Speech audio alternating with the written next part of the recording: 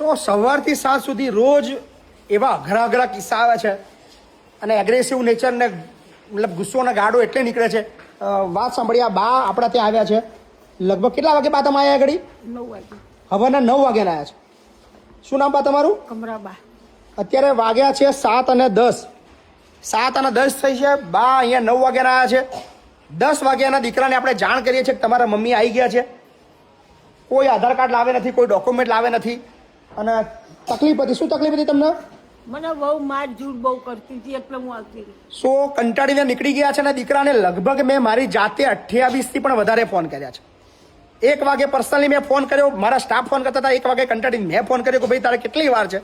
તો કે હું નીકળી ગયો છું, રસ્તામાં છું. 2 વાગે ફોન કરું છું, અમદાવાદની ડિસ્ટન્સની વાત કરે છે, હું રસ્તામાં છું. 3 વાગે અકળાઈને ગુસ્સામાં ફોન કર્યો, મેં ભાઈ હવે બોલતું કેટલે છું? તો કે હું ઓન ધ વે છું, હું અડધો કલાકમાં આવી જઈશ. 4 વાગે ફોન કરું છું, ફોન નથી ઉઠાવતો. 5 વાગે ફોન કરું છું, ઉઠાવે છે, બસ 10 મિનિટમાં પહોંચું છું. 6 વાગે ફોન કરું છું, ઉઠાવવાના બંધ કરી દીધા. છેલ્લો 7 વાગે ફોન કરું, હું રસ્તામાં છું, એવું ઉલ્લુ બનાવી રહ્યો છું. યાર આ દુનિયા કયા લેવલની છે ને ગુસ્સો કેમ ના આવે? કારણ કે શું બા, તમારું નામ શું કીધું? કમરાબા. શું તમારા છોકરાનું નામ શું છે? શૈલેષજી. શૈલેષજી. આખું નામ? આખું નામ શૈલેષજી અર્જનજી. શૈલેષજી અર્જનજી. હા. કેવા? રાઠોડ. રાઠોડ. હા. કયું ગામ કયું તમારું? અમારું ગામ અત્યારે ખૈણા મહેસાણા બાજુ. ખૈણા મહેસાણા. હા, પણ મને 12 મહિનાથી મને કાઢી મેળી હતી ઘેરથી. તે 12 મહિનાથી મારી દીકરીને ઘેર રહેતી હતી. બાયડી મારી મારીને મને કાઢી મેળો. હું 14 માર ખાઉં બાપુ. એટલે હું કંટાળી નીકળી જઈ. આજ કોઈને કહેવાય રહી નહીં. 3 દિવસથી મારી બેનના ઘેર હું આવી હતી.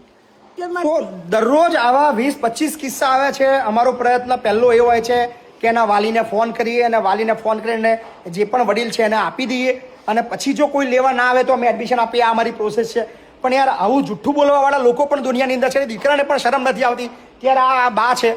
યાર દરેક વસ્તુની એક મર્યાદા હોય. અમારી પણ સહનશક્તિની મર્યાદા હોય. પછી માણસ અકળાઈને કરે શું યાર? કારણ કે તમને વારંવાર 28 વાર હું પર્સનલી ફોન કરી રહ્યો છું, પણ આવી રહ્યો છું, ઓન ધ વે છું, રસ્તામાં છું. ફોન ઉઠાવવાના બંધ. 2-3 કલાકે ફોન ઉઠાવવાનો, જવાબ નહીં આપવાનો. આ એની પ્રોસેસ છે. પણ વાંધો નહીં, રાહ જોઈએ છે. આવે તો ઠીક છે, નહીં આવે તો વૃદ્ધાશ્રમમાં અમે તો લઈ લઈશું. પણ દુનિયાને એટલે બતાવીએ છીએ કે આવા પણ લોકો છે અને આખા દિવસમાં મારી પાસે આવા 10 કિસ્સા આવે છે. મગજ એટલે ગરમ હોય છે.